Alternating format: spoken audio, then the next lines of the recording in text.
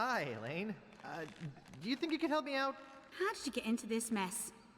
It's kind of a long story. Oh, that's okay. I've got time. Well, it all started on Scab Island. Some of my admiring fans had pressured me into telling my LeChuck evaporating story once again. Deep in the Caribbean. Few video games have left as lasting a mark on gaming history as Monkey Island 2. LeChuck's Revenge, released in 1991.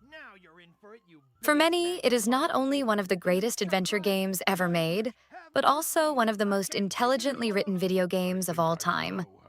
Its humor, storytelling, music, and characters have aged remarkably well.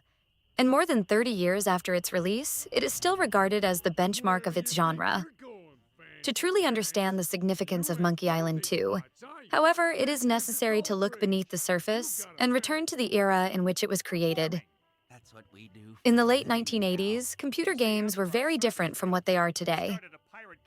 The adventure game market was dominated by Sierra Online, whose titles such as King's Quest and Space Quest were enormously popular, but also notoriously unforgiving.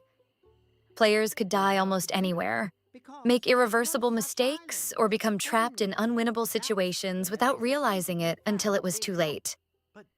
Lucasfilm Games, later known as LucasArts, wanted to do things differently.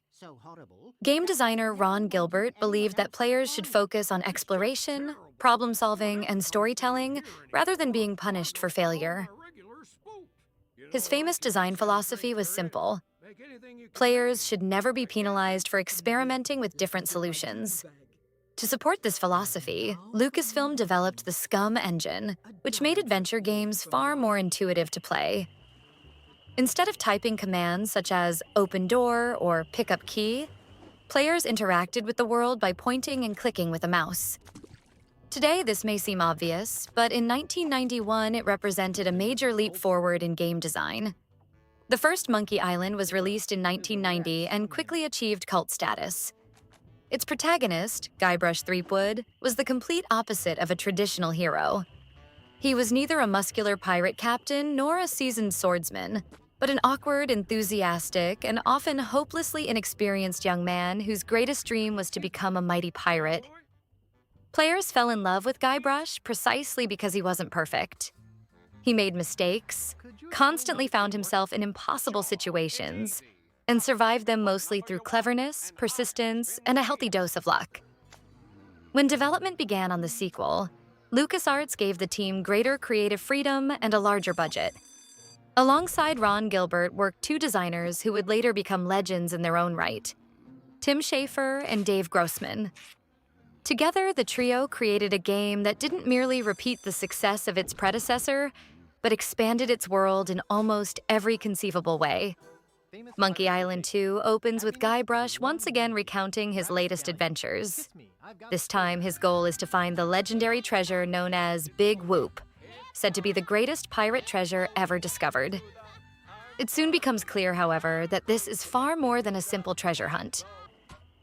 Guybrush once again comes face to face with his old nemesis, LeChuck, who has returned more dangerous than ever.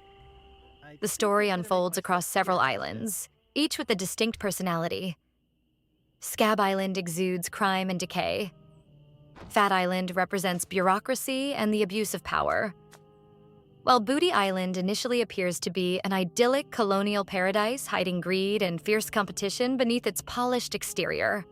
Eventually, the journey leads to the mysterious Dinky Island, where the story begins to take increasingly strange and surreal turns.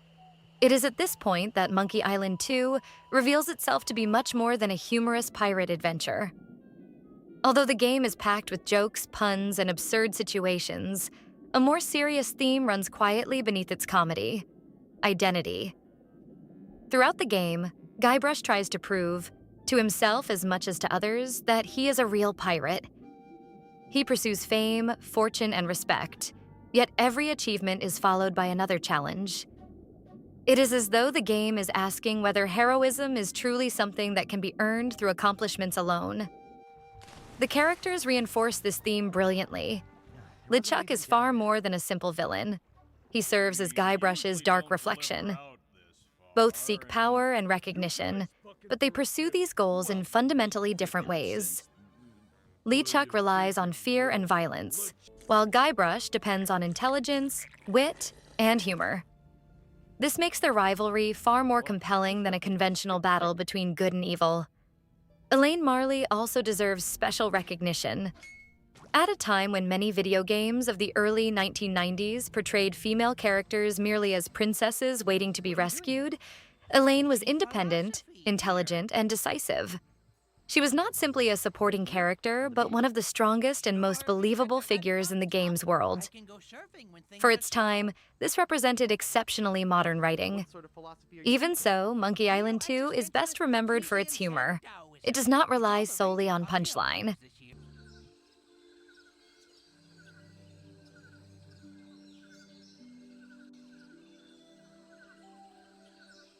More than 3 decades after its release, Monkey Island 2 still feels remarkably fresh. It serves as a reminder of a time when games trusted players' intelligence, embraced imagination, and told compelling stories without relying on constant action or spectacular visual effects. Its world is filled with warmth, humor, and mystery, and it is these qualities that have made it a timeless classic players continue to revisit. Monkey Island 2 is not merely an outstanding adventure game. It is proof that the very best video games can be entertaining, artistically ambitious, and intellectually engaging all at once. That is why it remains one of the most important works in the history of the medium, and why its status as a true classic seems unlikely to fade anytime soon. And I brought a little surprise for you.